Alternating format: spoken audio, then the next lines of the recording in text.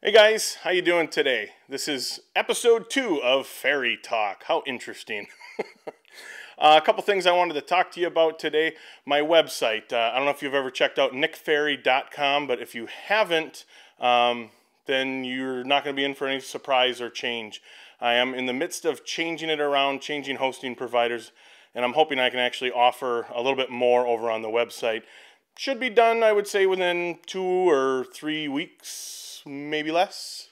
Who knows? Also over on the website, I'm going to start to offer t-shirts. So if you want some Nick Ferry swag, you know where to go. Or if you just want to help out and help support me making these woodworking videos, it's always appreciated. In one of my last project videos, I had a viewer write in by the name of Steve McIntyre. Hopefully I got your name right. But he had suggested for a sanding block to actually use balsa wood. Balsa is a very soft wood. You can either staple on some sandpaper or just use some double-sided tape. And that's something I probably will try in the near future because that'll give a nice kind of rounded edge because the balsa is so soft and it'll kind of contour to the wood a little bit. A while back I made this picture frame and then I made the paper inside it. I had a couple questions. A viewer had sent in that the ebony stain might not have taken to the wood as well because I had just been submerging it in water an hour before.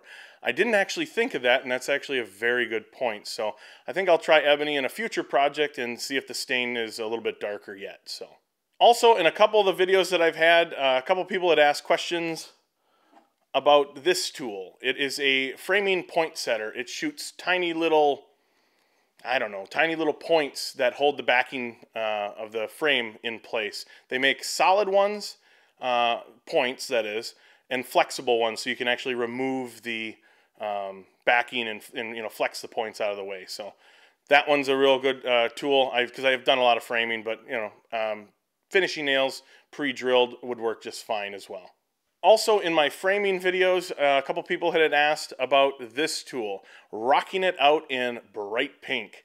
This is my double-sided tape applier installer thingamabob.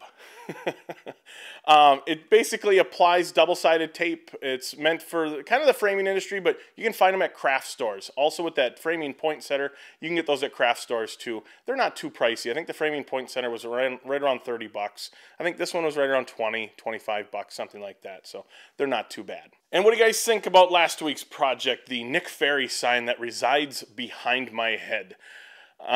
It's actually a little gaudy. It's growing on me, but it's a little bit bigger and bolder than I had originally anticipated. But let me know in the comments section what you guys think. I couldn't tape these videos with the window behind me because it was blowing out my camera. It was just way too bright. I looked like I was in the shadows in some witness protection programs, so I did have to cover the window, unfortunately. But like I said, let me know what you think. That's all I have for you this week, so until next time, I'll see you later.